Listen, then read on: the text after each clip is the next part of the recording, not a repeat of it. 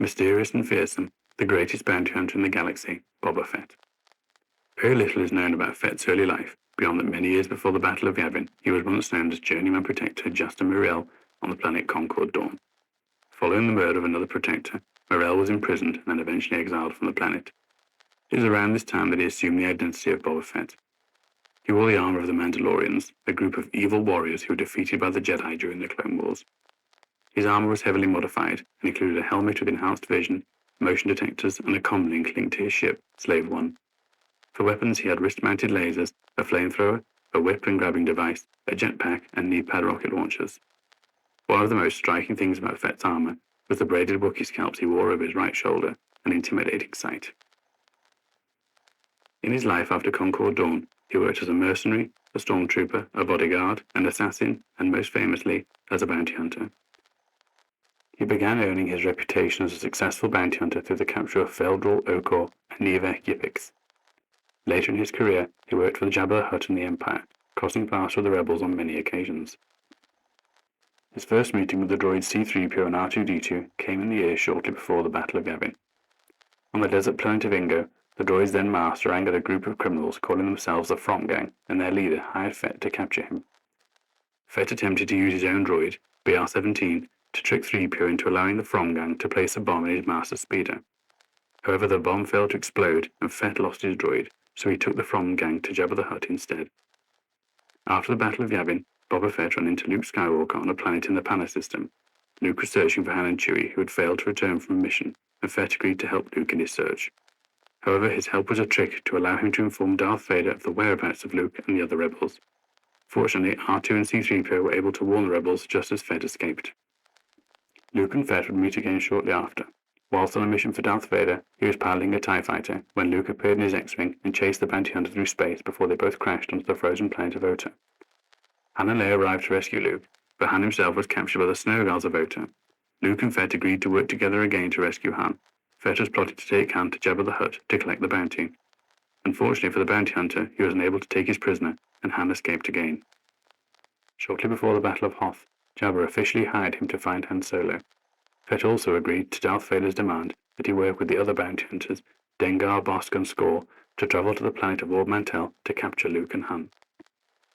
Fett failed yet again, but was called on by Vader a second time to track down Han and Princess Leia. Fett was able to track Han to Cloud City, where Vader had the smuggler frozen in carbonite and handed over to the bounty hunter to finally be taken to Jabba the Hutt. Fett ran into a lot of trouble on his way to Tatooine. He even had to destroy IG-88's ship, but he was able to successfully deliver Han to Jabba. He was also successful in increasing the price for the bounty from 100,000 credits to 250,000 credits. Fearing that the rebels would attack him for imprisoning Han Solo, Jabba kept Fett on Tatooine, giving him jobs to complete, such as travelling into the Dune Sea to find a live krayt dragon to fight Jabba's mighty Rancor. When the rebels did arrive to rescue Han, they were captured by Jabba's thugs. Leia was made a slave, and Luke and Han were sentenced to death at the Great Pit of Carkoon, the nest of the Sarlacc monster. But Jabba had not counted on Luke's Jedi powers, and the rebels broke free. In the ensuing battle, Jabba was killed and Fett was knocked into the mouth of the Sarlacc, and the rebels departed Tatooine, safe in the knowledge that the fearsome bounty hunter was no more. However, something was stirring beneath the sand. Using his skills and weapons, Boba Fett had escaped the Sarlacc. He had lost his armor and was covered in scars, but he was alive. He was later found by Dengar, whilst the other bounty hunter was searching the wreck of Jabba's sail barge. Dengar used Jabba's medical droids to heal Fett, and, finding that the rebellion had taken Slave One, the pair set off for the planet Nar Shaddaa. Nar Shaddaa was a planet of smugglers, and it was here that Fett kept his backup ship, Slave Two. Fett used his new ship and the fact that the galaxy thought he was dead to collect bounties in secret. He would eventually use multiple means to buy back the Slave One. The secrecy didn't last, and the galaxy soon realized that Boba Fett lived. 6 years after the death of Jabba the Hutt, Han and Leia found themselves on Nar Shaddaa, where they were surprised to find that Fett and Dengar were waiting for them. The rebels were able to flee the planet to travel to the imperial world of Biss, but Fett was right behind them. In a battle above Biss, Han and Leia were able to penetrate the planet's shields, but Fett was not. His ship was damaged and he was sent out spinning into space. Dengar left Fett shortly after. Han and Leia would later return to Nar Shaddaa, searching for the Jedi Master Vima Daboda.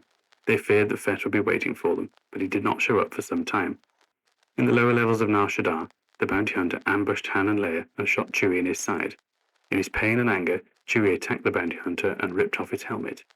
Fett followed the rebels off-planet and attempted to destroy the Millennium Falcon. He managed to hit the ship, but the mighty Falcon hit back and sent the slave on disappearing into a gas cloud. Boba Fett was gone. Again. I don't know if this means that we've had all the Star Wars figures that we're going to get, because it would appear that we're getting figures from The Empire Strikes Back now. We have our 10th new figure, the fearsome bounty hunter Boba Fett.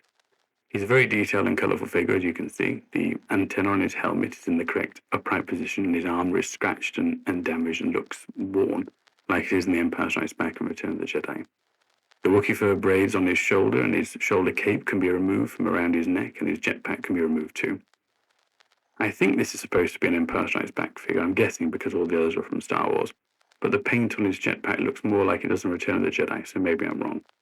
And I've never seen the Star Wars Christmas special cartoon, but I know Boba Fett's in it, so maybe this is how he looks in that, which is in between Star Wars and The Empire Strikes Back.